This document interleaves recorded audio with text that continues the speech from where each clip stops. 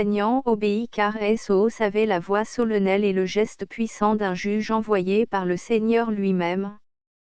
Aussi, derrière d'Artagnan, entrèrent Porthos, Aramis, Lord Winter et l'homme au manteau rouge. Les 4 valets gardaient la porte et la fenêtre. Milady était tombée sur sa chaise, les mains étendues, comme pour conjurer cette terrible apparition. En apercevant son beau-frère, elle jeta un cri terrible. « Que demandez-vous » s'écria Milady. « Nous demandons, dit Essos, Charlotte Backson, qui s'est appelée d'abord la comtesse de la Fère, puis ensuite Lady Winter, baronne de Sheffield. »« C'est moi, murmura T.L. au comble de la terreur. « Que me voulez-vous ? » Nous voulons vous juger selon vos crimes, dit Essos, vous serez libre de vous défendre, justifiez-vous si vous pouvez. Monsieur d'Artagnan, à vous d'accuser le premier. D'Artagnan s'avança. Devant Dieu et devant les hommes, dit-il, j'accuse cette femme d'avoir empoisonné Constance Bonacieux, morte hier soir. Il se retourna vers Porthos et vers Aramis.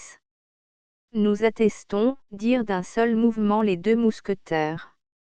D'Artagnan continua, devant Dieu et devant les hommes, j'accuse cette femme d'avoir voulu m'empoisonner moi-même, dans du vin qu'elle m'avait envoyé de Villeroy, avec une fausse lettre, comme si le vin venait de mes amis. Dieu m'a sauvé, mais un homme est mort à ma place, qui s'appelait Brisemont.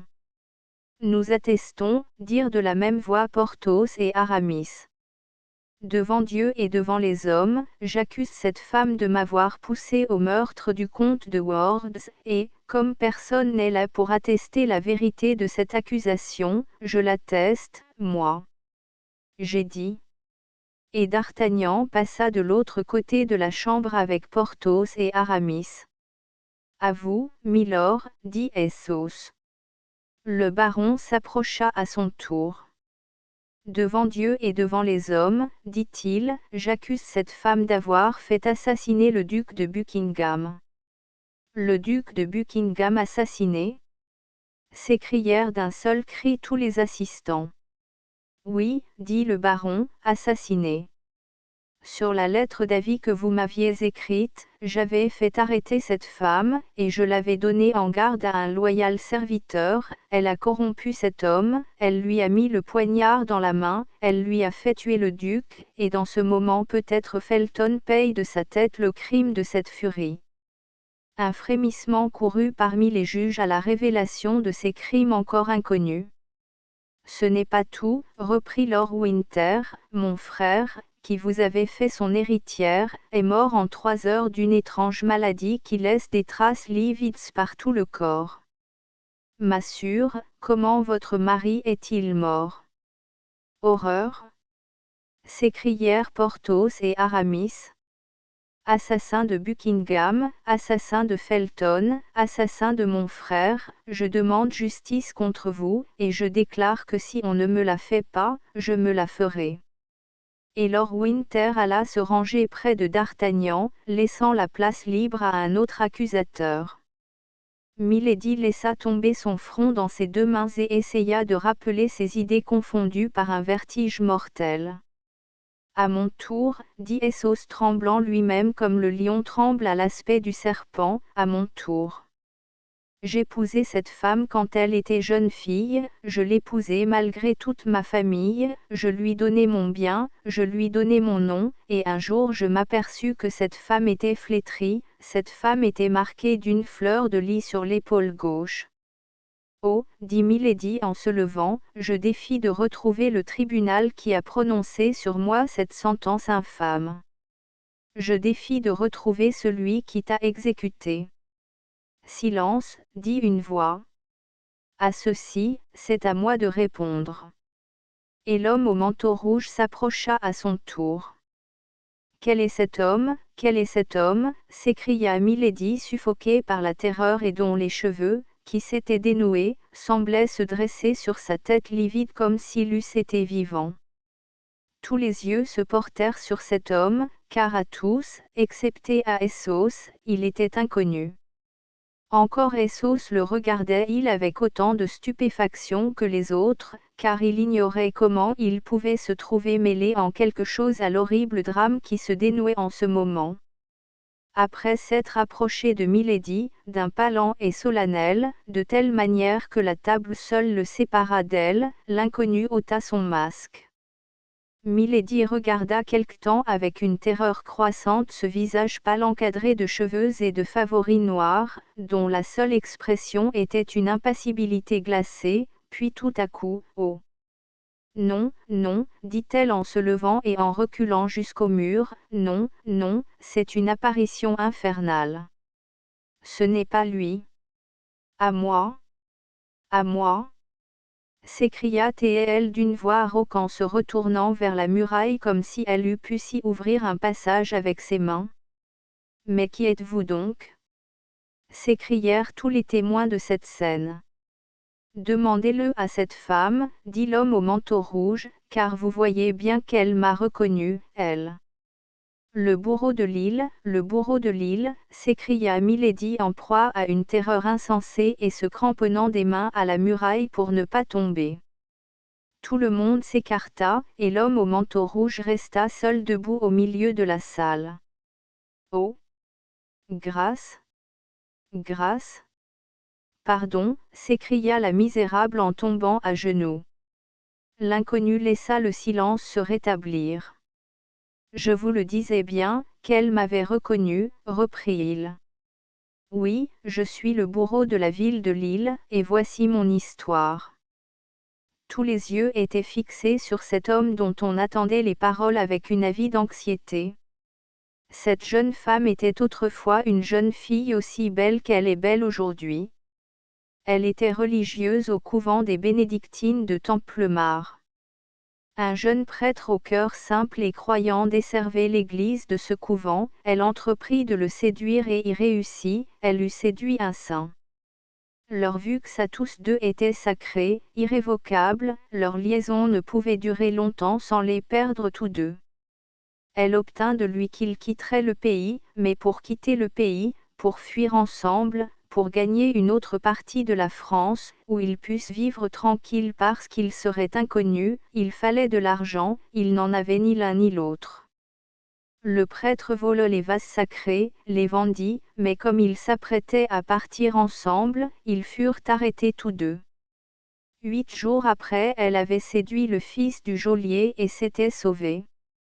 Le jeune prêtre fut condamné à 10 ans de fers et à la flétrissure. J'étais bourreau de la ville de Lille, comme dit cette femme. Je fus obligé de marquer le coupable, et le coupable, messieurs, c'était mon frère.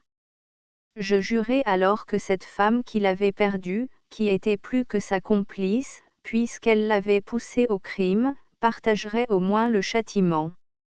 Je me doutais du lieu où elle était cachée, je la poursuivis, je l'atteignis, je la garrottai et lui imprimai la même flétrissure que j'avais imprimée à mon frère. Le lendemain de mon retour à Lille, mon frère parvint à s'échapper à son tour, on m'accusa de complicité, et l'on me condamna à rester en prison à sa place tant qu'il ne se serait pas constitué prisonnier. Mon pauvre frère ignorait ce jugement, il avait rejoint cette femme, ils avaient fui ensemble dans le Berry, et là, il avait obtenu une petite cure. Cette femme passait pour sa sûre. Le seigneur de la terre sur laquelle était située l'église du curé vit cette prétendue sûre et en devint amoureux, amoureux au point qu'il lui proposa de l'épouser.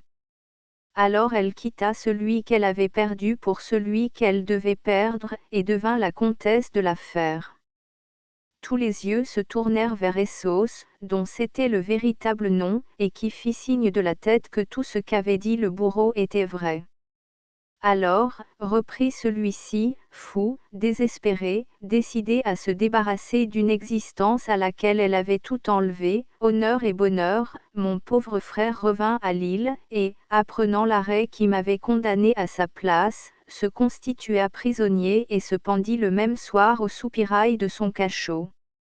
Au reste, c'est une justice à leur rendre, ceux qui m'avaient condamné me tinrent parole. À peine l'identité du cadavre fut-elle constatée qu'on me rendit ma liberté. Voilà le crime dont je l'accuse, voilà la cause pour laquelle elle a été marquée. Monsieur d'Artagnan, dit Athos, quelle est la peine que vous réclamez contre cette femme? La peine de mort, répondit d'Artagnan. Milord de Winter, continua Athos, quelle est la peine que vous réclamez contre cette femme? La peine de mort, reprit Lord Winter.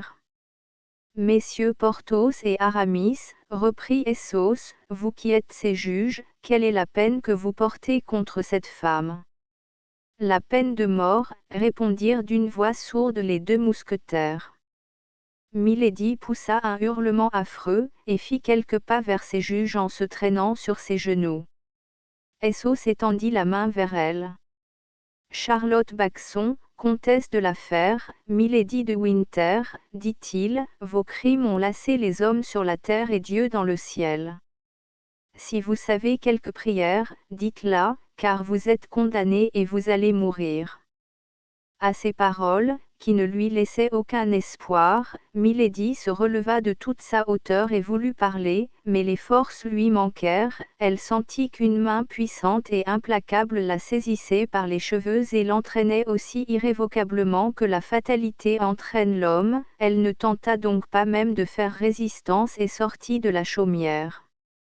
Lord Winter, d'Artagnan, Athos, Porthos et Aramis sortirent derrière elle.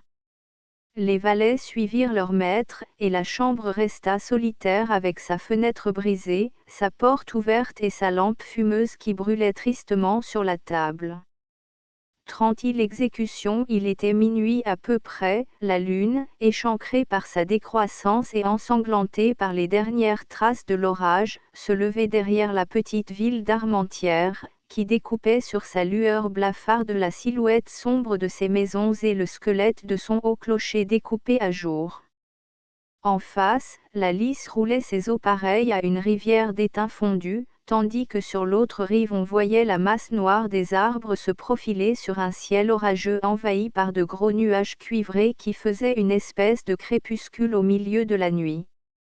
À gauche s'élevait un vieux moulin abandonné, aux ailes immobiles, dans les ruines duquel une chouette faisait entendre son cri aigu, périodique et monotone. Ça et là dans la plaine, à droite et à gauche du chemin que suivait le lugubre cortège, apparaissaient quelques arbres bas et trapus, qui semblaient des nains difformes accroupis pour guetter les hommes à cette heure sinistre. De temps en temps un large éclair ouvrait l'horizon dans toute sa largeur, serpentait au-dessus de la masse noire des arbres et venait comme un immense cimeterre couper le ciel et l'eau en deux parties. Pas un souffle de vent ne glissait dans l'atmosphère alourdie. Un silence de mort écrasait toute la nature, le sol était humide et glissant de la pluie qui venait de tomber, et les herbes ranimées jetaient leur parfum avec plus d'énergie. Deux valets entraînaient Milady, qu'ils tenaient chacun par un bras, le bourreau marchait derrière, et Lord Winter, d'Artagnan, Athos, Porthos et Aramis marchaient derrière le bourreau. Planchet et Bazin venaient les derniers. Les deux valets conduisaient Milady du côté de la rivière. Sa bouche était muette, mais ses yeux parlaient avec leur inexprimable éloquence, suppliant tour à tour chacun de ceux qu'elle regardait. Comme elle se trouvait de quelques pas en avant, elle dit aux valets, 1000 pistoles à chacun de vous si vous protégez ma fuite, mais si vous me livrez à vos maîtres, j'ai ici près des vengeurs qui vous feront payer cher ma mort. Grimaud hésitait. Mousqueton tremblait de tous ses membres. Athos, qui avait entendu la voix de Milady, s'approcha vivement, Lord Winter en fit autant. Renvoyez ces valets, dit-il, elle leur a parlé, ils ne sont plus sûrs. On appela Planchet et Bazin, qui prirent la place de Grimaud et de Mousqueton. Arrivé au bord de l'eau, le bourreau s'approcha de Milady et lui lia les pieds et les mains. Alors elle rompit le silence pour s'écrier, « Vous êtes des lâches, vous êtes des misérables assassins, vous vous mettez à 10 pour égorger une femme, prenez garde, si je ne suis point secouru, je serai vengé. Vous n'êtes pas une femme, dit froidement Essos, vous n'appartenez pas à l'espèce humaine, vous êtes un démon échappé de l'enfer et que nous allons y faire rentrer. Ah! Messieurs les hommes vertueux, dit Milady, faites attention que celui qui touchera un cheveu de ma tête est à son tour un assassin. Le bourreau peut tuer, sans être pour cela un assassin, madame, dit l'homme au manteau rouge en frappant sur sa large épée, c'est le dernier juge, voilà tout. Et, comme il la liait en disant ces paroles, Milady poussa 2 ou 3 cris sauvages, qui firent un effet étrange en s'envolant dans la nuit et en se perdant dans les profondeurs du bois. Mais si je suis coupable, si j'ai commis les crimes dont vous m'accusez, hurlait Milady, conduisez-moi devant un tribunal, vous n'êtes pas des juges, vous, pour me condamner. Je vous avais proposé Tyburn, dit Lord Winter, pourquoi n'avez-vous pas voulu? Parce que je ne veux pas mourir, s'écria Milady en se débattant, parce que je suis trop jeune pour mourir. La femme que vous avez empoisonnée à Béthune était plus jeune encore que vous, madame, et cependant elle est morte, dit d'Artagnan. J'entrerai dans un cloître, je me ferai religieuse, dit Milady. Vous étiez dans un cloître, dit le bourreau, et vous en êtes sorti pour perdre mon frère. Milady poussa un cri d'effroi et tomba sur ses genoux. Le bourreau la souleva sous les bras, et voulut l'emporter vers le bateau. « Oh, mon Dieu !» s'écria-t-elle, « mon Dieu ! Allez-vous donc me noyer ?» Ces cris avaient quelque chose de si déchirant, que d'Artagnan, qui d'abord était le plus acharné contre Milady, se laissa aller sur une souche, et pencha la tête, se bouchant les oreilles avec la paume de ses mains, et cependant, malgré cela, il l'entendait encore menacer et crier. D'Artagnan était le plus jeune de tous ces hommes, le cœur lui manqua. Oh! Je ne puis voir cet affreux spectacle. Je ne puis consentir à ce que cette femme meure ainsi. Milady avait entendu ces quelques mots, et elle s'était reprise à une lueur d'espérance. D'Artagnan! D'Artagnan! cria-t-elle, souviens-toi que je t'ai aimé. Le jeune homme se leva et fit un pas vers elle. Mais Essos se leva, tira son épée, se mit sur son chemin. Si vous faites un pas de plus, d'Artagnan, dit-il, nous croiserons le fer ensemble. D'Artagnan tomba à genoux et pria. Allons, continua Essos, bourreau, fais ton devoir. Volontiers, monseigneur, dit le bourreau, car aussi vrai que je suis bon catholique, je crois fermement être juste en accomplissant ma fonction sur cette femme. C'est bien. Essos fit un pas vers Milady. Je vous pardonne, dit-il, le mal que vous m'avez fait, je vous pardonne mon avenir brisé, mon honneur perdu, mon amour souillé et mon salut à jamais compromis par le désespoir où vous m'avez jeté. Mourez en paix. Lord Winter s'avança à son tour. Je vous pardonne, dit-il, l'empoisonnement de mon frère, l'assassinat de sa grâce Lord Buckingham, je vous pardonne la mort du pauvre Felton, je vous pardonne vos tentatives sur ma personne. Mourez en paix. Et moi, dit d'Artagnan, pardonnez-moi, madame, d'avoir, par une fourberie indigne d'un gentilhomme, provoqué votre colère, et, en échange, je vous pardonne le meurtre de ma pauvre amie et vos vengeances cruelles pour moi, je vous pardonne et je pleure sur vous. Mourez en paix. I am lost. Murmura en anglais Milady, I must die. Alors elle se releva d'elle-même, jeta tout autour d'elle un de ces regards clairs qui semblaient jaillir d'un œil de flamme.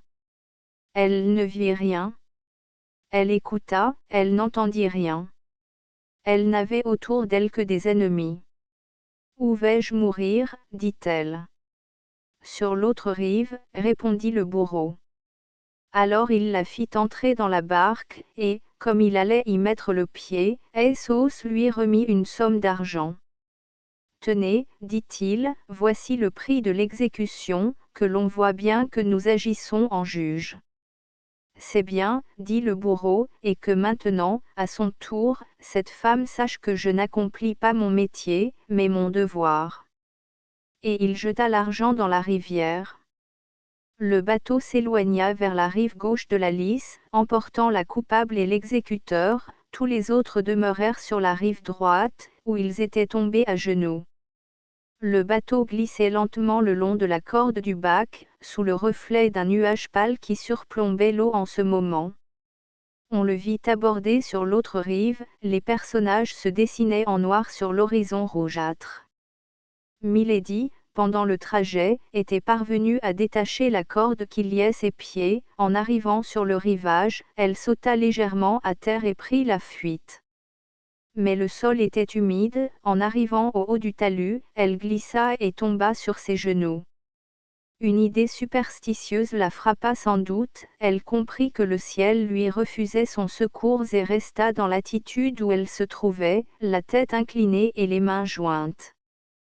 Alors on vit, de l'autre rive, le bourreau lever lentement ses deux bras. Un rayon de la lune se refléta sur la lame de sa large épée, les deux bras retombèrent, on entendit le sifflement du fer et le cri de la victime, puis une masse tronquée s'affaissa sous le coup.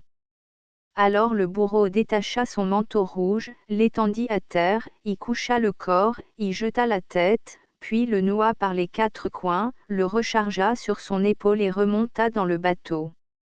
Arrivé au milieu de la Lys, il arrêta la barque, et suspendant son fardeau au-dessus de la rivière, laissait passer la justice de Dieu. Cria-t-il à haute voix. Et il laissa tomber le cadavre au plus profond de l'eau, qui se referma sur lui. 3 jours après, les 4 mousquetaires rentraient à Paris. Ils étaient restés dans les limites de leur congé, et le même soir ils allèrent faire leur visite accoutumée à Monsieur de Tréville. Eh bien, messieurs, leur demanda le brave capitaine, vous êtes-vous bien amusés dans votre excursion? Prodigieusement, répondit Essos en son nom et au nom de ses camarades. Conclusion: le 6 du mois suivant, le roi, tenant la promesse qu'il avait faite au cardinal de quitter Paris pour revenir à La Rochelle, sortit de sa capitale tout étourdi encore de la nouvelle qui venait de se répandre que Buckingham venait d'être assassiné. Quoique prévenue que l'homme qu'elle avait tant aimé courait un danger, la reine, lorsqu'on lui annonça cette mort, ne voulut pas la croire. Il lui arriva même de s'écrier imprudemment, c'est faux. Il vient de m'écrire. Mais le lendemain il lui fallut bien croire à cette fatale nouvelle. La Porte, retenu comme tout le monde en Angleterre par les ordres du roi Charles Ier, arriva porteur du dernier et funèbre présent que Buckingham envoyait à la reine. La joie du roi avait été très vive, il ne se donna pas la peine de la dissimuler et la fit même éclater avec affectation devant la reine. Louis XIII, comme tous les cœurs faibles, manquait de générosité. Mais bientôt le roi redevint sombre et mal portant, son front n'était pas de ceux qui s'éclaircissent pour longtemps, il sentait qu'en retournant au camp il allait reprendre son esclavage, et cependant il y retournait. Le cardinal était pour lui le serpent fascinateur, et il était l'oiseau qui voltige de branche en branche sans pouvoir lui échapper. Aussi le retour vers La Rochelle était-il profondément triste. Nos 4 amis surtout faisaient l'étonnement de leurs camarades, ils voyageaient ensemble côte à côte, l'œil sombre et la tête baissée. Essos relevait seul de temps en temps son large front, un éclair brillait dans ses yeux, un sourire amer passait sur ses lèvres, puis, pareil à ses camarades, il se laissait de nouveau aller à ses rêveries. Dès l'arrivée de l'escorte dans une ville, lorsqu'ils avaient conduit le roi à son logis, les 4 amis se retiraient ou chez eux ou dans quelque cabaret écarté, où ils ne jouaient ni ne buvaient, seulement ils parlaient à voix basse en regardant avec attention si nul ne les écoutait.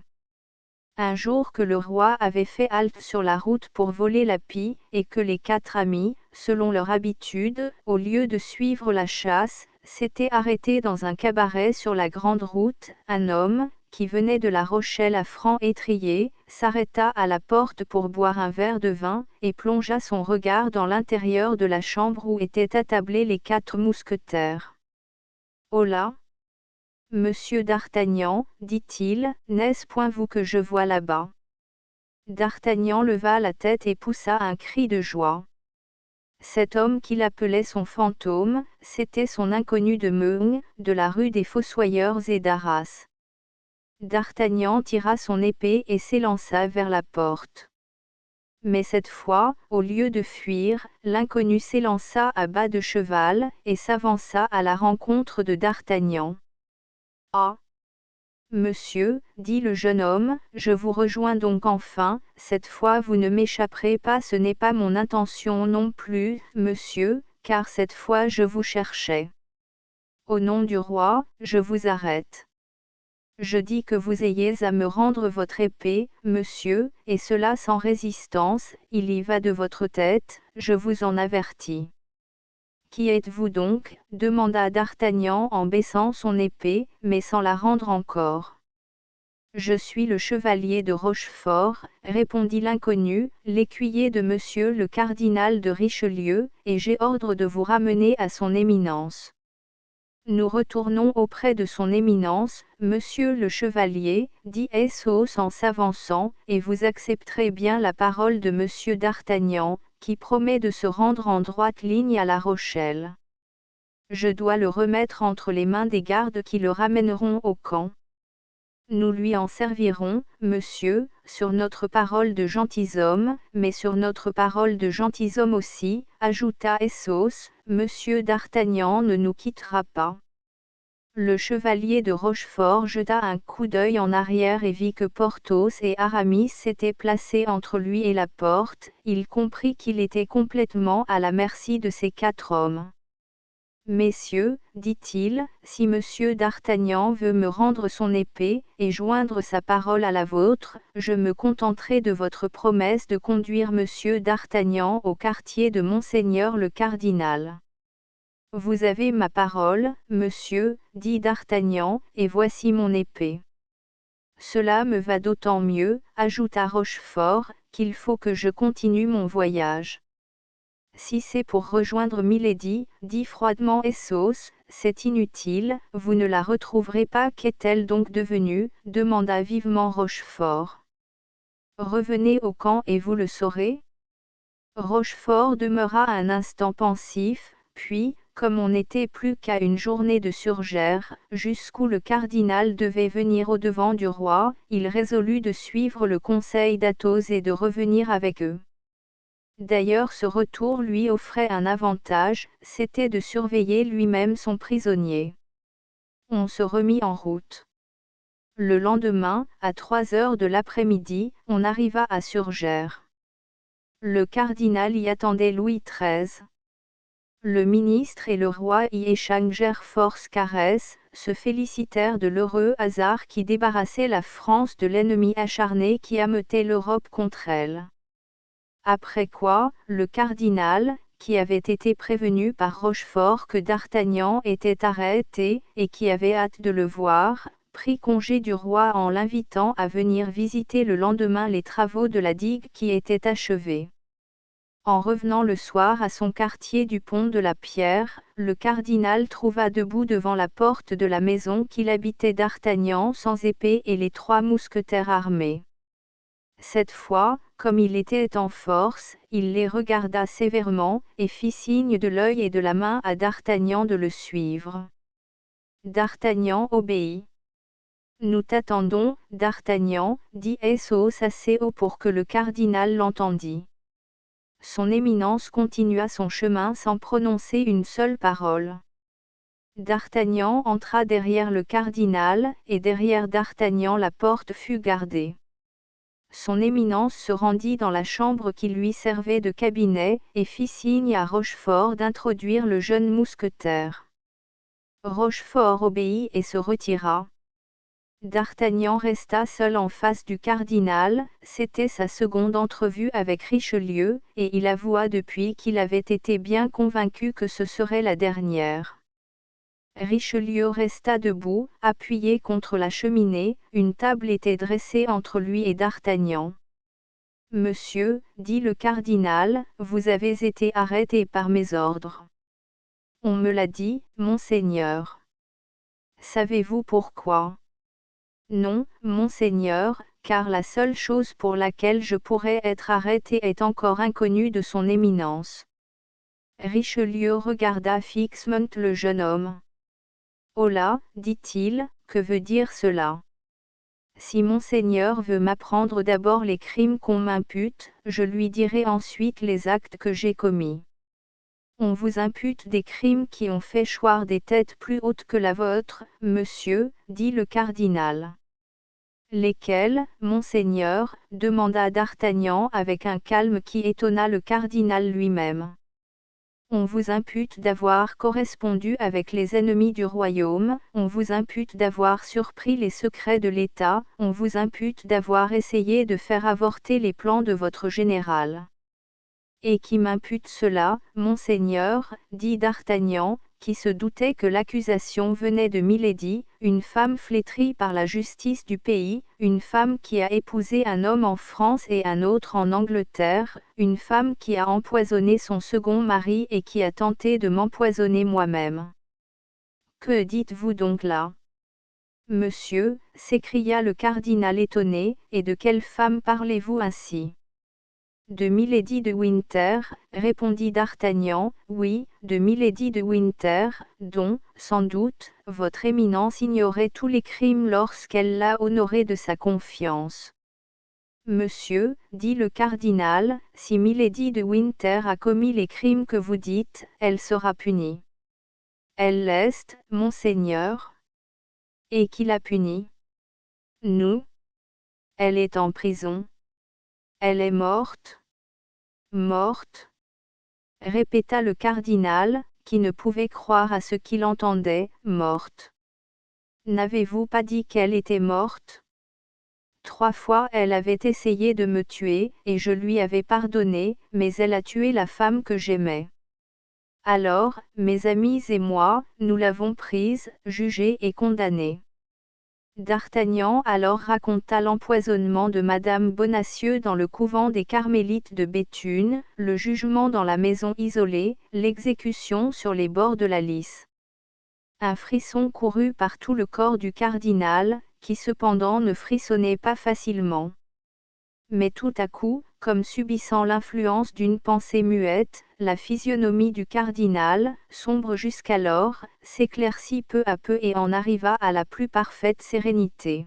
« Ainsi, dit le cardinal avec une voix dont la douceur contrastait avec la sévérité de ses paroles, vous vous êtes constitué en juge, sans penser que ceux qui n'ont pas mission de punir et qui punissent sont des assassins. Monseigneur, je vous jure que je n'ai pas eu un instant l'intention de défendre ma tête contre vous.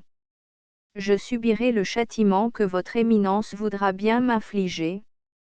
Je ne tiens pas assez à la vie pour craindre la mort. Oui, je le sais, vous êtes un homme de cœur, monsieur, dit le cardinal avec une voix presque affectueuse, je puis donc vous dire d'avance que vous serez jugé, condamné même. Un autre pourrait répondre à votre éminence qu'il a sa grâce dans sa poche, moi je me contenterai de vous dire, ordonnez, monseigneur, je suis prêt. Votre grâce, dit Richelieu surpris. Oui, monseigneur, dit d'Artagnan. Et signé de qui ? Du roi. Et le cardinal prononça ces mots avec une singulière expression de mépris. Non, de votre éminence. De moi ? Vous êtes fou, monsieur.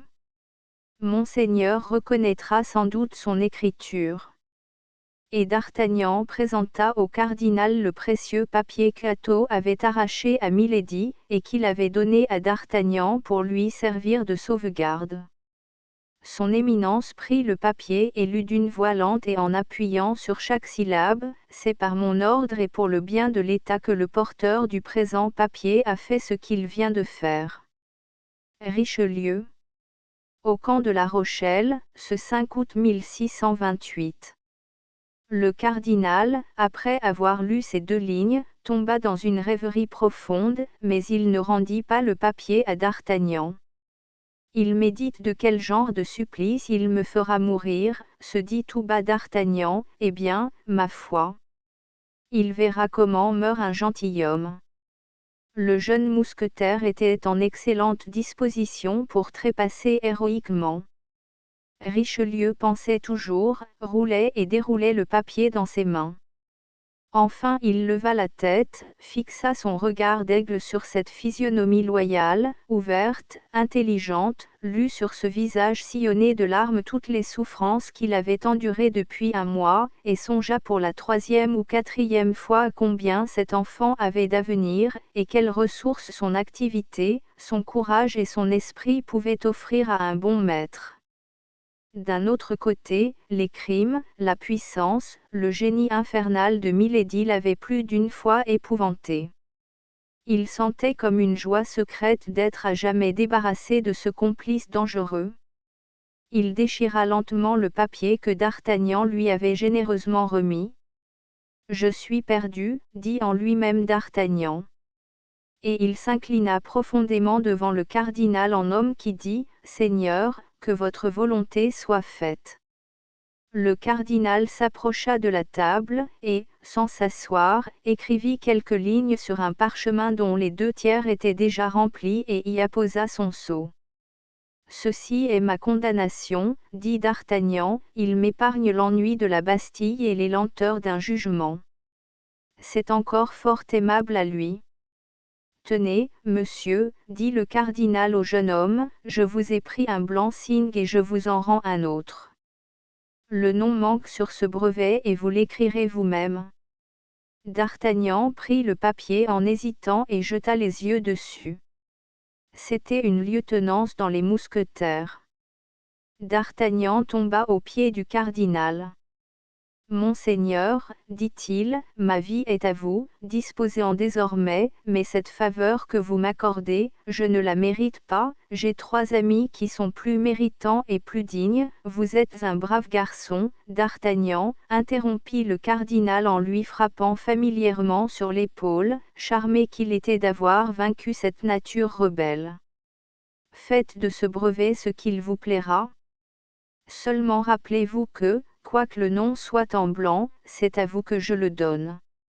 Je ne l'oublierai jamais, répondit d'Artagnan, votre éminence peut en être certaine. Le cardinal se retourna et dit à haute voix, Rochefort. Le chevalier, qui sans doute était derrière la porte, entra aussitôt. Rochefort, dit le cardinal, vous voyez monsieur d'Artagnan, je le reçois au nombre de mes amis, ainsi donc que l'on s'embrasse et que l'on soit sage si l'on tient à conserver sa tête. Rochefort et d'Artagnan s'embrassèrent du bout des lèvres, mais le cardinal était là, qui les observait de son œil vigilant. Ils sortirent de la chambre en même temps. Nous nous retrouverons, n'est-ce pas, monsieur ? Quand il vous plaira, fit d'Artagnan. L'occasion viendra, répondit Rochefort. Fit Richelieu en ouvrant la porte. Les 2 hommes se sourirent, se serrèrent la main et saluèrent son éminence. Nous commencions à nous impatienter, dit Athos. Me voilà, mes amis, répondit d'Artagnan, non seulement libre, mais en faveur. Vous nous conterez cela. Dès ce soir. En effet, dès le soir même d'Artagnan se rendit au logis d'Athos, qu'il trouva en train de vider sa bouteille de vin d'Espagne, occupation qu'il accomplissait religieusement tous les soirs. Il lui raconta ce qui s'était passé entre le cardinal et lui, et tirant le brevet de sa poche. « Tenez, mon cher Athos, voilà, dit-il, qui vous revient naturellement. » Athos sourit de son doux et charmant sourire.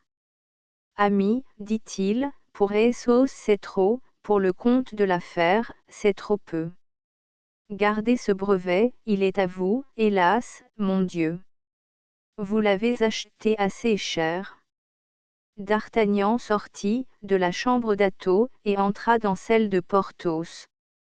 Il le trouva vêtu d'un magnifique habit, couvert de broderies splendides, et se mirant devant une glace. Ah! Ah, dit Porthos, c'est vous, cher ami. Comment trouvez-vous que ce vêtement me va? À merveille, dit D'Artagnan, mais je viens vous proposer un habit qui vous ira mieux encore. Lequel? Demanda Porthos. Celui de lieutenant aux mousquetaires. D'Artagnan raconta à Porthos son entrevue avec le cardinal, et tirant le brevet de sa poche, « Tenez, mon cher, dit-il, écrivez votre nom là-dessus, et soyez bon chef pour moi. » Porthos jeta les yeux sur le brevet, et le rendit à D'Artagnan, au grand étonnement du jeune homme. « Oui, dit-il, cela me flatterait beaucoup, mais je n'aurai pas assez longtemps à jouir de cette faveur. Pendant notre expédition de Béthune, le mari de ma duchesse est mort, de sorte que, mon cher, le coffre du défunt me tendant les bras, j'épouse la veuve. Tenez, j'essayais mon habit de noces, gardez la lieutenance, mon cher, gardez. Et il rendit le brevet à D'Artagnan. Le jeune homme entra chez Aramis. Il le trouva agenouillé devant un prie-dieu, le front appuyé contre son livre d'heures ouvert. Il lui raconta son entrevue avec le cardinal, et tirant pour la 3e fois son brevet de sa poche, « Vous, notre ami, notre lumière, notre protecteur invisible, dit-il, acceptez ce brevet, vous l'avez mérité plus que personne, par votre sagesse et vos conseils toujours suivis de si heureux résultats. » Hélas, cher ami, dit Aramis, nos dernières aventures m'ont dégoûté tout à fait de la vie et de l'épée. Cette fois, mon parti est pris irrévocablement, après le siège j'entre chez les lazaristes. Gardez le brevet, D'Artagnan, le métier des armes vous convient, vous serez un brave et aventureux capitaine. D'Artagnan, l'œil humide de reconnaissance et brillant de joie, revint à Essos, qu'il trouva toujours attablé et mirant son dernier verre de Malaga à la lueur de la lampe. Eh bien, dit-il, et eux aussi ont refusé ce brevet. C'est que personne, cher ami, n'en est plus digne que vous. Et il prit une plume, écrivit sur le brevet le nom de D'Artagnan, et le lui remit. Je n'aurai donc plus d'amis, dit le jeune homme, hélas. Plus rien, que d'amers souvenirs. Et il laissa tomber sa tête entre ses deux mains, tandis que 2 larmes roulaient le long de ses joues. Vous êtes jeune, vous, répondit Essos, et vos souvenirs amers ont le temps de se changer en doux souvenirs. Épilogue La Rochelle, privée du secours de la flotte anglaise et de la division, promise par Buckingham, se rendit, après un siège d'1 an, le 28 octobre 1628. On signa tout aussitôt la capitulation. Le roi fit son entrée à Paris le 23 décembre de la même année. On lui fit un triomphe comme s'il revenait de vaincre l'ennemi et non des Français. Il entra par le faubourg Saint-Jacques dans un magnifique apparat. Le cortège précédé de chars symboliques passa sous 12 arcs de triomphe, où tous les dieux de l'Olympe célébraient les vertus innombrables de Louis le Victorieux. Une foule innombrable groupée sur tout le parcours du cortège acclama par des vivats enthousiastes, le retour du triomphateur. D'Artagnan prit possession de son grade. Porthos quitta le service et épousa, dans le courant de l'année suivante, Madame Coquenard. Le coffre tant convoité contenait 800 000 livres. Mousqueton eut une livrée magnifique, et la satisfaction qu'il avait ambitionnée toute sa vie, de monter derrière un carrosse doré. Aramis, après un long voyage en Lorraine, disparut tout à coup et cessa d'écrire à ses amis. On apprit beaucoup plus tard, par Madame de Chevreuse, qui le dit à 2 ou 3 de ses amants, qu'il s'était décidé à prendre l'habit dans un couvent de Nancy. Bazin devint frère laid. Essos resta mousquetaire sous les ordres de D'Artagnan jusqu'en 1631, époque à laquelle, à la suite d'un voyage qu'il fit en Touraine, il quitta aussi le service sous prétexte qu'il venait de recueillir un petit héritage en Roussillon. Grimaud suivit Essos. D'Artagnan se battit 3 fois avec Rochefort et le blessa 3 fois. Je vous tuerai probablement à la 4e, lui dit-il en lui tendant la main pour le relever. Il vaut donc mieux pour vous et pour moi que nous en restions là, répondit le blessé. Corbleu. Je suis plus votre ami que vous ne pouvez le penser, car dès la première rencontre j'aurais pu, en disant un mot au cardinal, vous faire couper le cou. Ils s'embrassèrent cette fois, mais de très bon cœur et sans arrière-pensée. Planchet obtint de Rochefort le grade de sergent dans les gardes. Monsieur Bonacieux vivait fort tranquille, ignorant parfaitement ce qu'était devenue sa femme et ne s'en inquiétant guère.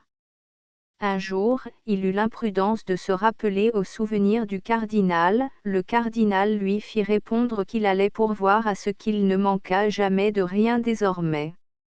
En effet, le lendemain, Monsieur Bonacieux, étant sorti à 7 heures du soir de chez lui pour se rendre au Louvre, ne reparut plus rue des Fossoyeurs. L'avis de ceux qui parurent les mieux informés fut qu'il était nourri et logé dans quelque château royal aux frais de sa généreuse éminence. Table des chapitres du tome 2 page. I anglais et français. 1-2. Un dîner de procureur. 12-3. Soubrette et maîtresse. 24-4. Où il est traité de l'équipement d'Aramis et de Porthos. 37v. La nuit tous les chats sont gris. 49-6. Rêve de vengeance. 67. Le secret de Milady. 78. Comment, sans se déranger, Athos trouva son équipement. 89. Vision. 93x. Une vision terrible. 108-11. Le siège de La Rochelle. 118-12. Le vin d'Anjou. 134-13. L'auberge du Colombier Rouge. 145-14. De l'utilité des tuyaux de poêle. 156-15. Scène conjugale. 167-16. Le bastion Saint-Gervais. 175-17. Le conseil des mousquetaires. 185-18. Affaires de famille. 210-19. Fatalité. 229-XX. Entre frères et sœurs. 240-XXI. Officier. 250-XXI. Première journée de captivité. 264 Tsieux. Deuxième journée de captivité. 274 Tsiv. Troisième journée de captivité. 284 XXV. Quatrième journée de captivité. 295 XXVI. Cinquième journée de captivité. 306 Tekvi. Un moyen de tragédie classique. 326 Tekvieux. Évasion. 335 Txix. Ce qui se passait à Portsmouth le 23 août 1628. 348 XXX. En France. 363 XXXI. Le couvent des Carmélites de Béthune. 372 Truquis. Deux variétés de démons. 389 Truquieux. La goutte d'eau. 397 Truquive. L'homme au manteau rouge. 417 XXXV. Jugement. 426 30i. L'exécution. 438 Conclusion. 446 Épilogue.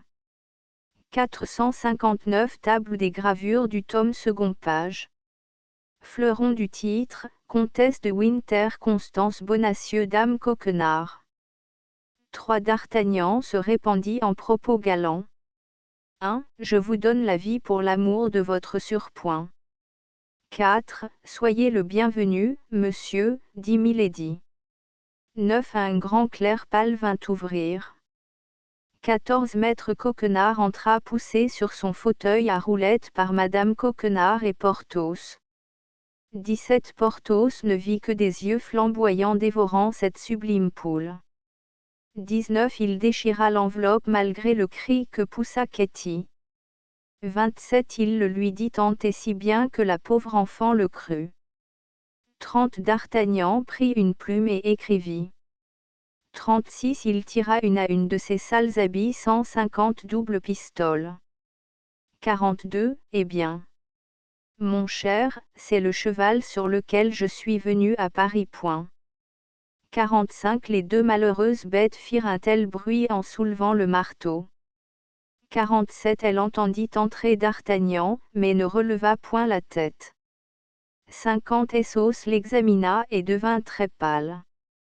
55. Me trouvez mal, moi, me prenez-vous pour une fémelette. 59. Ainsi, vous m'aimez, dit-elle. 63. Elle n'essaya point d'écarter ses lèvres de son baiser. 67. Sur l'une de ses belles épaules, d'Artagnan reconnut la fleur de lis. 76. Milady se ruait sur lui avec d'horribles transports. 77. Milady, demi-nue, criait par la fenêtre, n'ouvrez pas. 79. Les huées de quelques passants ne firent que précipiter sa course. 81. Ne riez pas, mon ami, dit d'Artagnan. 82. Monsieur le chevalier, faites-moi quitter Paris, dit Ketty. 88. Monsieur de Tréville les arrêta pour leur faire compliment de leurs équipages. 100. D'Artagnan poussa un léger cri de joie, cette femme était Madame Bonacieux. 101. D'Artagnan reconnut le cardinal. 104. Je vous suivrai des yeux, car je serai là-bas. 112. Elle agita son mouchoir en se penchant hors de la fenêtre. 114. D'Artagnan défilait avec sa compagnie et ne vit point Milady qui la désignait. 116 à 117. La balle traversa son feutre et le fit voler à 10 pas. 123. 4 hommes de bonne volonté pour venir se faire tuer avec moi. 126. L'un d'eux prit son fusil par le canon et s'en servit comme d'une massue. 129. D'Artagnan regagna la tranchée et jeta le cadavre auprès du blessé. 132. Tous trois sortirent en courant. 136. Le roi arrivait avec toute sa maison et un renfort de 10 000 hommes. 137. Il expira dans un redoublement de torture. 141. Votre nom, reprit pour la 3e fois son éminence. 151. L'hôte se tenait sur le seuil de la porte. 155. Essos fit signe à ses 2 compagnons de se taire. 157. Le cardinal était occupé à chercher les termes de sa lettre. 165. Essos mit l'épée aux dents et suivit la route qui conduisait au camp. 166. Le comte de la Fère, murmura Milady en pâlissant. 169. Madame, vous allez à l'instant même me remettre ce papier. 172. Eh bien, je parie que nous allons déjeuner dans le bastion Saint-Gervais. 178. Essos approcha le canon de l'oreille de Grimaud. 182. Essos ôta son chapeau, le mit au bout de son épée et l'agita en l'air. 184. Les 4 mousquetaires se mirent à la besogne. 186. Nous vous prions donc d'attendre que nous ayons fini notre repas. 190. D'Artagnan déplia le billet d'une main tremblante. 192. Les aurions-nous écrasés depuis le premier jusqu'au dernier, dit Essos. 197. Il avait placé une dizaine de morts dans les attitudes les plus pittoresques. 203. Essos agita son drapeau. 205. Vive les gardes! Vive les mousquetaires! 207. D'Artagnan passa la journée à montrer son habit de mousquetaire. 211 D'Artagnan jeta le sac sur la table. 217 Athos lut tout haut. 224 Athos ne lâcha point la lettre qu'elle ne fût réduite en cendres. 227 Milady, ivre de colère, rugissait sur le pont. 229 Les 8 rames retombèrent dans la mer. 234 Et quoi? Mon frère, c'est vous. 238 Milady poussa un rugissement sourd. 245 Regardez cette femme, eh bien. C'est un monstre. Point. 248 Officier, cria Grimaud. 256 Le cardinal devint pâle comme un mort. 259 Mon ami, vous allez manger ce morceau de papier. Point. 263 Comment? Elle ne dort pas? 268 Oh! Mon Dieu, que j'ai souffert, murmura Milady. 270 Vois donc, John, comme elle sait bien tenir son couteau. Point. 272 Moi, monsieur, ma messe. Lord Winter sait bien que je ne suis pas de sa religion. Point. 277 Le soldat de garde à sa porte s'était arrêté. 281 Ordre de conduire à la nommée Charlotte Backson. Point. 292 Elle commença le même chant religieux que la veille. 294 Je me suis amusé à tresser cette corde. Point. 296 Le baron prit l'officier par le bras. 304 Je m'aperçus avec terreur qu'un homme était debout à quelques pas de moi. Point.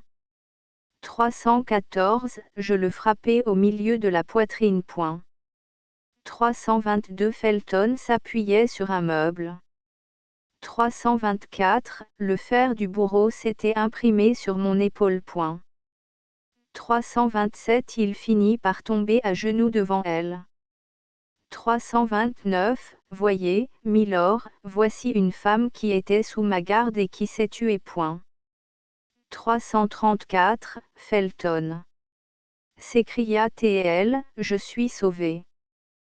338 Milady passa tout le haut de son corps par la fenêtre. 340 Tous deux restèrent suspendus, immobiles et sans souffle. 341 Felton se mit à l'eau jusqu'à la ceinture. 343 Felton monta le premier à l'échelle et donna la main à Milady. 347 Vous ne signerez pas cet ordre, milord. Point. 353 Felton lui enfonça dans le flanc le couteau jusqu'au manche. 355 Buckingham put encore mettre le sachet au fond du coffret d'argent. 360 Felton pâlit, porta la main à son cœur qui se brisait et comprit toute la trahison. 362 Le roi et son ministre prirent congé l'un de l'autre. 366 C'est lui, s'écria d'Artagnan, laissez-moi le rejoindre. Point. 369 Armentières, lut Porthos, je ne connais pas cela. Point. 371 J'atteste le Dieu qui nous entend que je suis fervente catholique. Point. 377 Vous connaissez monsieur d'Artagnan, s'écria la novice. 384 Les deux femmes se tinrent un instant embrassées. 385 Ah!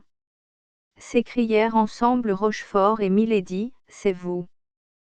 390 Rochefort partit au grand galop de son cheval.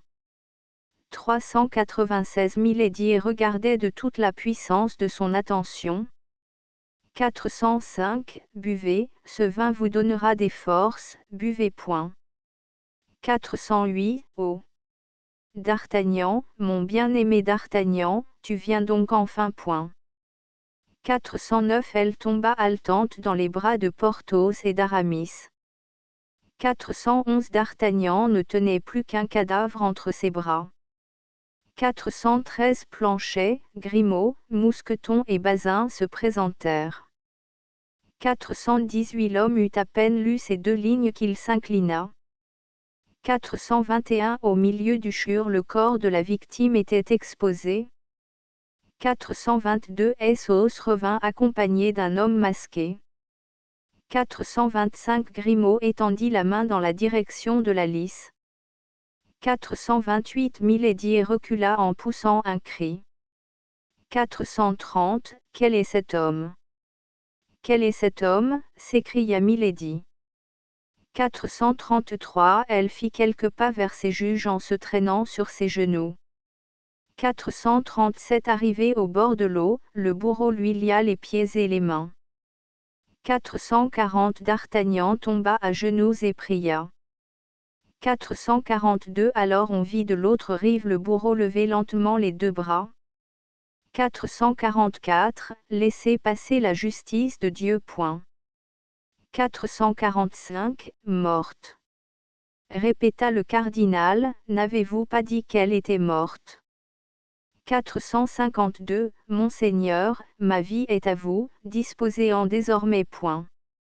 455 Il prit une plume, écrivit sur le brevet le nom de d'Artagnan et le lui remit. 458 Je vous tuerai probablement à la 4e, lui dit-il en lui tendant la main. 459 Le roi entra par le faubourg Saint-Jacques dans un magnifique apparat. 460 Cul de lampe finale, les 4 vocations. 462 Table des chapitres, entrée du roi Louis XIII à La Rochelle le 28 octobre 1628. 463 Cul de lampe, arme de Charles de Bastes de Castelmore, comte d'Artagnan. 464 Table des gravures, Constance Bonacieux comtesse de Winter. 465 Cul de lampe, Georges de Villiers, duc de Buckingham. 469 Achevé d'imprimer, la peinture, la gravure sur bois, l'imprimerie. 471 Couverture, mousquetaires et garde française. Plat de couverture, le drapeau de la maison du roi. Achevé d'imprimer pour Calment-Lévy, éditeur par Chamereau et Renoir le 25 novembre 1893 tout droit réservé. Au lecteur. Ce livre électronique reproduit dans son intégralité la version originale. L'orthographe a été conservée. Seules quelques erreurs évidentes de typographie ou d'impression ont été corrigées. La liste de ces modifications se trouve ci-après.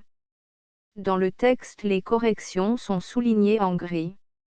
En passant la souris sur le texte corrigé, on fait apparaître le texte original. Enfin, la ponctuation a été tacitement corrigée à quelques endroits. Correction.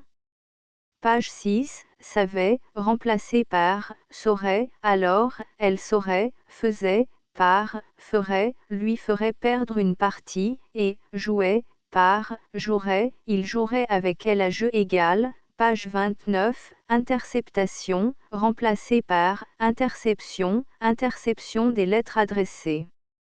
Page 39, béni, remplacé par, béni, vu que c'est pain béni. Page 46, commis jeune, remplacé par, commission, sa commission était faite. Page 57, ordre des paragraphes rétabli, aurez-vous ce courage, dit Essos. Je l'aurai, répondit d'Artagnan, et à l'instant même. Et vous avez raison, dit d'Artagnan. Aussi, je m'en sépare, je vous avoue que cette femme m'effraie moi-même.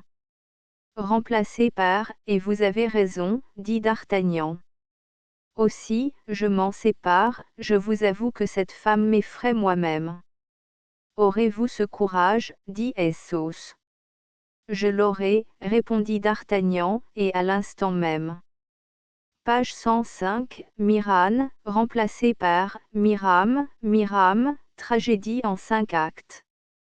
Page 109, et, remplacé par, et je n'ai point de raison.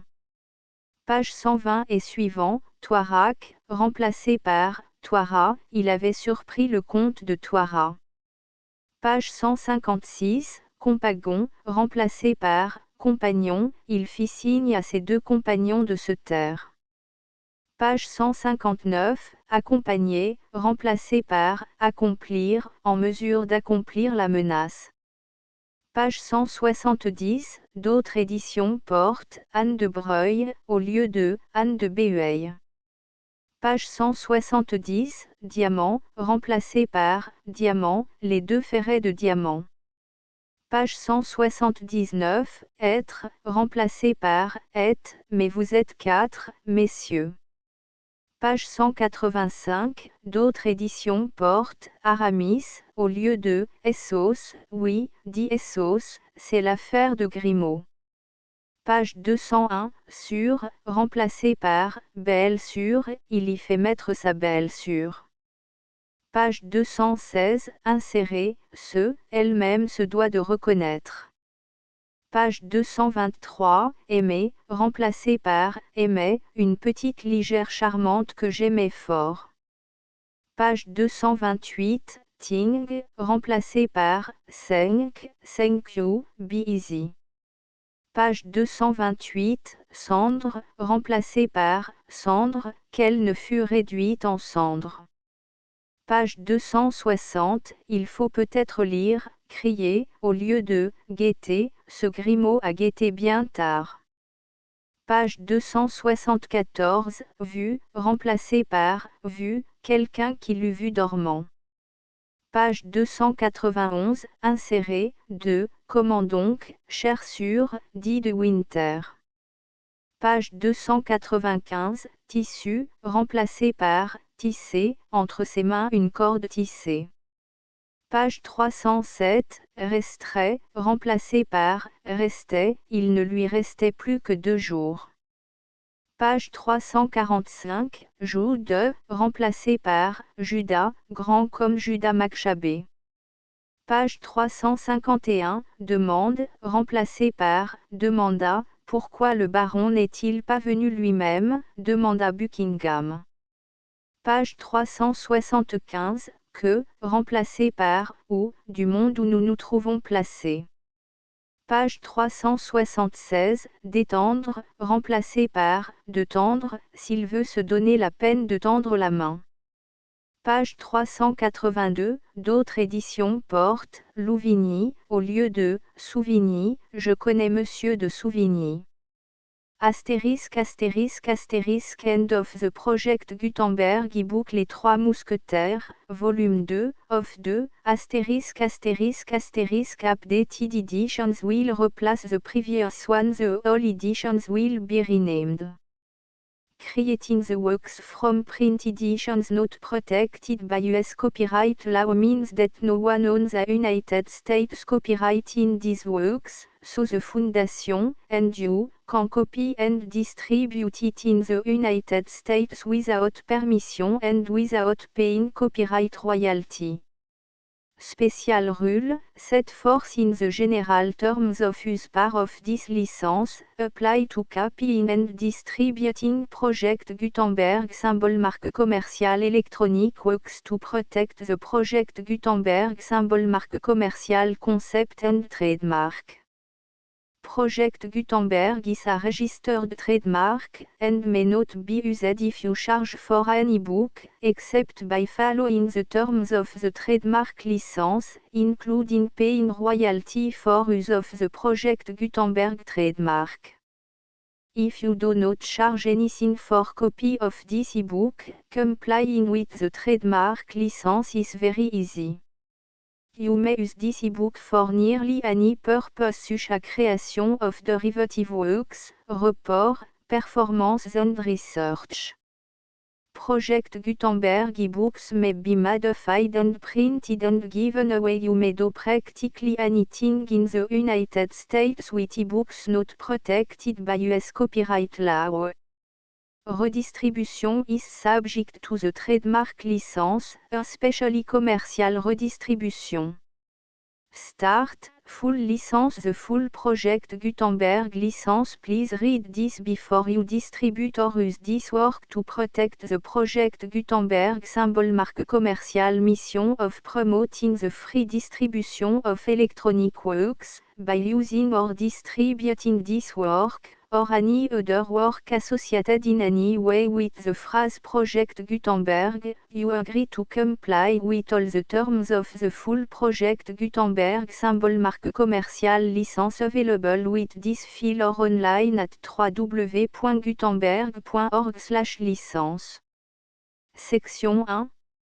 General Terms of Use and Redistributing Project Gutenberg symbol marque commerciale electronic works. 1.a By reading or using any part of this Project Gutenberg symbol marque commerciale electronic work, you indicate that you have read, understand, agree to and accept all the terms of this license and intellectual property, trademark/copyright, agreement. If you do not agree to abide by all the terms of this agreement, you must cease using and return or destroy all copy of Project Gutenberg symbol marque commerciale electronic works in your possession. If you paid a fee for obtaining a copy of or access to a Project Gutenberg symbol marque commerciale electronic work and you do not agree to be bound by the terms of this agreement, you may obtain a refund from the person or entity to whom you paid the fee as set forth in paragraph 1.e.8. 1.b Project Gutenberg is a registered trademark. It may only be used on or associated in any way with an electronic work by people who agree to be bound by the terms of this agreement. There are a few things that you can do with most Project Gutenberg symbol marque commerciale electronic works even without complying with the full terms of this agreement. See paragraph 1.c below. There are a lot of things you can do with Project Gutenberg symbol marque commerciale electronic works if you follow the terms of this agreement and help preserve free future access to Project Gutenberg symbol marque commerciale electronic works. See paragraph 1.e below. 1.c The Project Gutenberg Literary Archive Foundation, the Foundation or PGLAF, owns a compilation copyright in the collection of Project Gutenberg symbol marque commerciale electronic works. Nearly all the individual works in the collection are in the public domain in the United States. If an individual work is unprotected by copyright law in the United States and you are located in the United States, we do not claim a right to prevent you from copying, distributing, performing, displaying or creating derivative works based on the work alone as all references to Project Gutenberg are removed. Of course, we hope that you will support the Project Gutenberg symbol marque commerciale mission of promoting free access to electronic works by freely sharing Project Gutenberg symbol marque commerciale works in compliance with the terms of this agreement for keeping the Project Gutenberg symbol marque commerciale name associated with the work. You can easily comply with the terms of this agreement by keeping this work in the same format with its attached full Project Gutenberg symbol marque commerciale licence when you share it without charge with others. 1.d The copyright laws of the place where you are located also govern what you can do with this work. Copyright laws in most countries are in a constant state of change. If you are outside the United States, check the laws of your country in addition to the terms of this agreement before downloading, copying, displaying, performing, distributing or creating derivative works based on this work or any other Project Gutenberg symbol marque commercial work. The Foundation makes no representations concerning the copyright status of any work in any country other than the United States. 1.e Unless you have removed all references to Project Gutenberg. 1.e.1 the following sentence, with active links to, or other immediate access to, the full project Gutenberg symbol marque commercial license must appear prominently whenever any copy of a project Gutenberg symbol marque commercial work, any work on which the phrase project Gutenberg appears, or with which the phrase project Gutenberg is associated, is accessed, displayed, performed, viewed, copied or distributed. This ebook is for the use of anyone anywhere in the United States and most other parts of the world at no cost and with almost no restriction whatsoever. You may copy it, give it away or reuse it under the terms of the Project Gutenberg license included with this ebook or online at www.gutenberg.org. If you are not located in the United States, you will have to check the laws of the country where you are located before using this ebook. 1.E.2 If an individual project Gutenberg symbol marque commercial electronic work is derived from texts not protected by US copyright law, does not contain a notice indicating that it is posted with permission of the copyright holder, the work can be copied and distributed to anyone in the United States without paying any fees or charge. If you are redistributing or providing access to a work with the phrase Project Gutenberg associated with or appearing on the work, you must comply either with the requirements of paragraphs 1.E.1 through 1.E.7 or obtain permission for the use of the work and the Project Gutenberg symbol marque commercial trademark as set forth in paragraphs 1.E.8 or 1.E.9. 1.E.3 If an individual project Gutenberg symbol marque commercial electronic work is posted with the permission of the copyright holder, your use and distribution must comply with both paragraphs 1.E.1 through 1.E.7 and any additional terms imposed by the copyright holder. Additional terms will be linked to the Project Gutenberg symbol marque commercial license for all works posted with the permission of the copyright holder found at the beginning of this work. 1.E.4 Do not unlink or detach or remove the full Project Gutenberg symbol marque commercial license terms from this work, or any file containing a part of this work or any other work associated with Project Gutenberg symbol marque commercial. 1.E.5 Do not copy, display, perform, distribute or redistribute this electronic work, or any part of this electronic work, without permanently displaying the sentence set forth in paragraph 1.E.1 with active links or immediate access to the full terms of the Project Gutenberg symbol marque commercial license. 1.E.6 You may convert to and distribute this work in any binary, compressed, marked up, non-proprietary or proprietary form, including any word processing or hypertext form.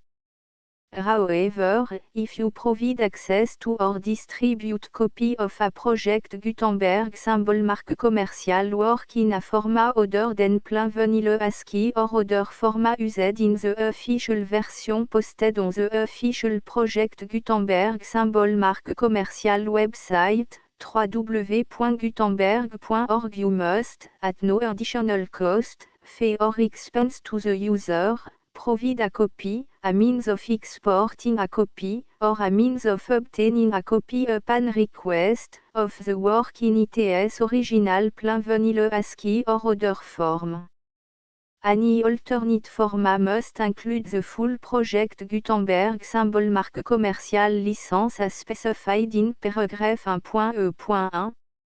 1.E.7 Do not charge a fee for access to, viewing, displaying, performing, copying or distributing any project Gutenberg symbol marque commerciale works unless you comply with paragraphe 1.e.8 or 1.e.9.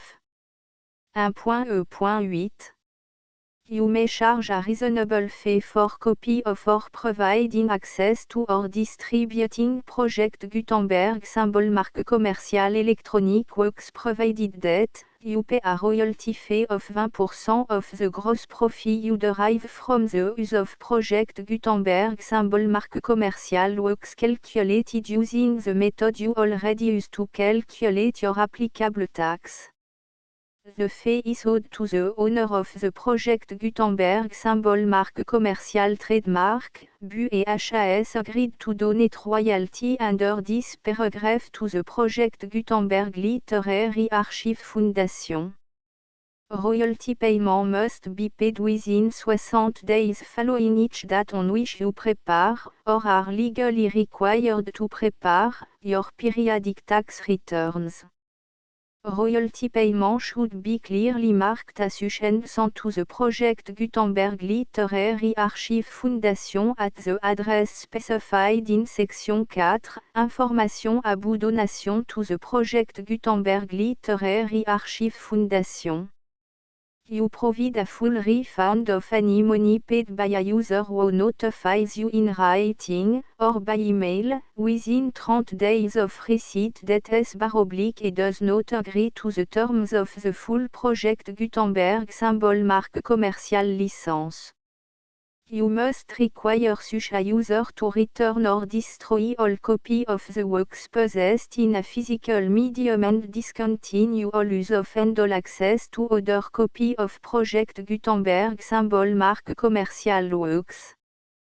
You provide, in accordance with paragraph 1.f.3, a full refund of any money paid for a work or a replacement copy, if a defect in the electronic work is discovered and reported to you within 90 days of receipt of the work. You comply with all other terms of this agreement for free distribution of project Gutenberg symbol marque commerciale works. 1.e.9. If you wish to charge a fee or distribute a project Gutenberg symbol marque commerciale electronic work or group of works on different terms than are set forth in this agreement, you must obtain permission in writing from the project Gutenberg Literary Archive Foundation, the manager of the project Gutenberg symbol marque commerciale trademark. Contact the Foundation as set forth in section 3 below. 1.f.1.f.1 Project Gutenberg volunteers and employees expend considerable effort to identify, do copyright research on, transcribe and proofread works not protected by US copyright law in creating the project Gutenberg symbol marque commerciale collection. Despite these efforts, Project Gutenberg symbol marque commerciale electronic works, and the medium on which they may be stored, may contain defects such as, but not limited to, incomplete, inaccurate or corrupt data, transcription errors, a copyright or other intellectual property infringement, a defective or damaged disk or other medium, a computer virus, or computer code that damage or cannot be read by your equipment. 1.f.2 Limited warranty, disclaimer of damage, except for the right of replacement or refund described in paragraph 1.f.3, the project Gutenberg Literary Archive Foundation, the owner of the project Gutenberg symbol marque commerciale trademark, and any other party distributing a project Gutenberg symbol marque commerciale electronic work under this agreement, disclaim all liability to you for damages, costs and expenses, including legal fees. You agree that you have no remedy for negligence, strict liability, breach of warranty or breach of contract except those provided in paragraph 1.f.3. You agree that the Foundation, the trademark owner, and any distributor under this agreement will not be liable to you for actual, direct, indirect, consequential, punitive or incidental damages even if you give notice of the possibility of such damage. 1.f.3 Limited right of replacement or refund. If you discover a defect in this electronic work within 90 days of receiving it, you can receive a refund of the money, if any, you paid for it by sending a return explanation to the person you received the work from. If you received the work on a physical medium, you must return the medium with your return explanation. The person or entity that provided you with the defective work may elect to provide a replacement copy in lieu of a refund. If you received the work electronically, the person or entity providing it to you may choose to give you a second opportunity to receive the work electronically in lieu of a refund. If the second copy is also defective, you may demand a refund in writing without further opportunities to fix the problem. 1.f.4 Except for the limited right of replacement or refund set forth in paragraph 1.f.3, this work is provided to you as, with no other warranties of any kind, express or implied, including but not limited to warranties of merchantability or fitness for any purpose. 1.f.5 Some states do not allow disclaimers of certain implied warranties or the exclusion or limitation of certain type of damages.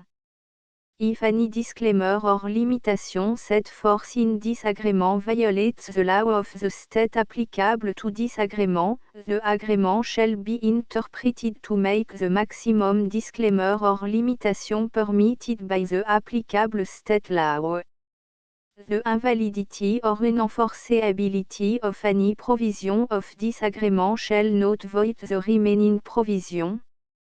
1.f.6 Indemnity. You agree to indemnify and hold the foundation, the trademark owner, any agent or employee of the foundation, anyone providing copy of Project Gutenberg symbol marque commercial electronic works in accordance with this agreement, and any volunteers associated with the production, promotion and distribution of Project Gutenberg symbol marque commercial electronic works, harmless from all liability, costs and expenses, including legal fees, that arise directly or indirectly from any of the following which you do or cause to occur.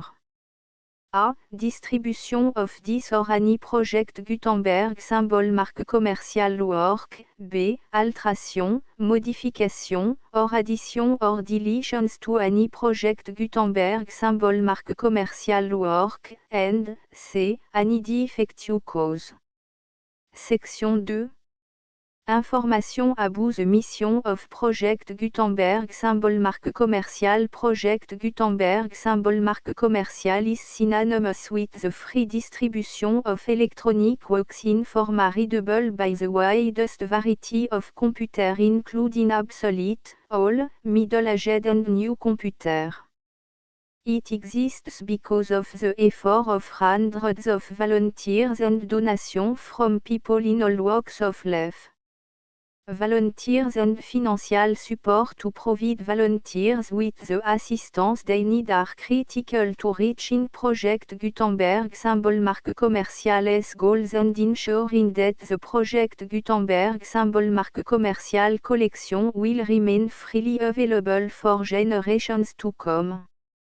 In 2001, the Project Gutenberg Literary Archive Foundation was created to provide a secure and permanent future for Project Gutenberg symbol marque commercial and future generations. To learn more about the Project Gutenberg Literary Archive Foundation and how your efforts and donations can help, see section 3 and 4 and the Foundation information page at www.gutenberg.org. Section 3. Information about the Project Gutenberg Literary Archive Foundation. The Project Gutenberg Literary Archive Foundation is a non-profit 501 c3 educational corporation organized under the laws of the state of Mississippi and granted tax-exempt status by the Internal Revenue Service.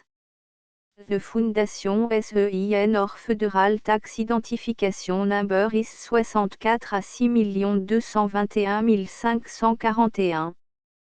Contribution to the Project Gutenberg Literary Archive Foundation are tax deductible to the full extent permitted by U.S. federal laws and your state's laws.